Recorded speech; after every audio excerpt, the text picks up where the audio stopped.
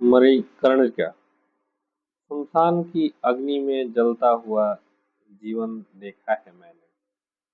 मणिकर्णिका की सीढ़ियों पर समय को नंगे पांव चलते देखा है मैंने। जहाँ एक ओर राख में बदलते संबंधों की अंतिम भाषा थी, वहीं दूसरे ओर घाटों पर उमड़ी भीड़ में मोक्ष को भी उत्सव बनते देखा है मैंने। किसी के कंधों पर पिता थे, किसी की आंखों में अधूरी प्रार्थनाएं, और उसी मध्य गंगा अपनी निस्तब्ध धारा में मानव की समस्त व्याकुलता बहा रही थी।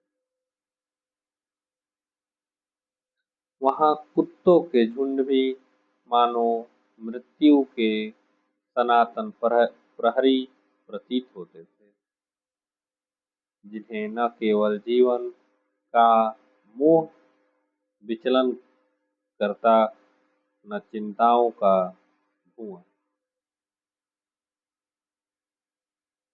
और अवघड़ों का वह मौन समूह अर्धरात्रि के कोलाहल में भी समाधिस्थ आज भी याद है मुझे।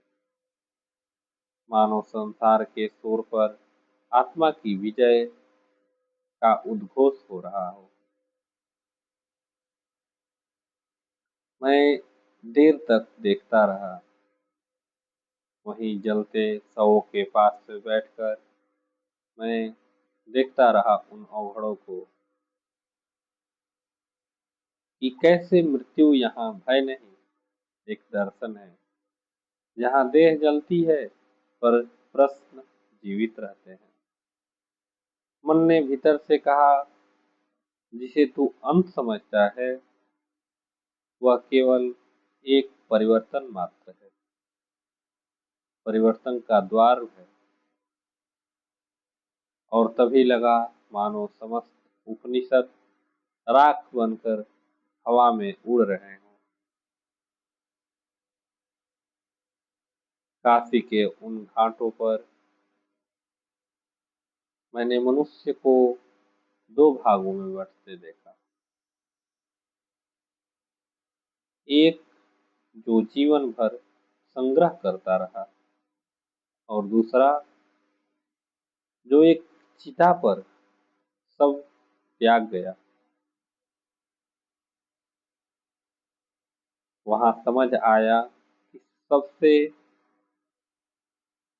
बड़ा सन्यासी केवल और केवल समय है, जो हर चेहरे से परिचय छीन लेता है। और मृत्यु वह कोई दुर्घटना नहीं, बल्कि ईश्वर का एक अंतिम तार्किक सत्य है।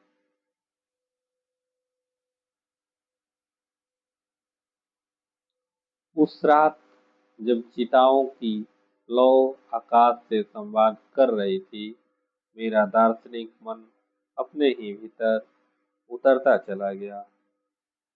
जहाँ न शोर था, न भीड़, और न ही मोह। केवल एक प्रश्न था, यदि अंत निश्चित है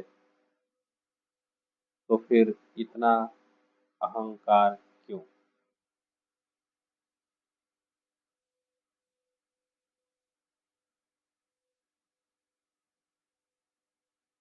मणिकर्णिका ने उत्तर नहीं दिया। वह केवल जलती रही, क्योंकि कुछ सत्य शब्दों से नहीं, राख से समझे जाते हैं। और उनका जवाब बोलकर नहीं, बल्कि मौन से मिलता है। और यह मौन मेरे मन में उतरता चला गया। मैं दिवाकर पांडे, मेरी यह स्व रचित अनुभव के आधार पर कविता मणिकर्णिका। अगर आप लोगों को पसंद आए तो आप वीडियो को ज़्यादा से ज़्यादा शेयर करें और मेरे इंस्टाग्राम पेज को फॉलो करें। धन्यवाद।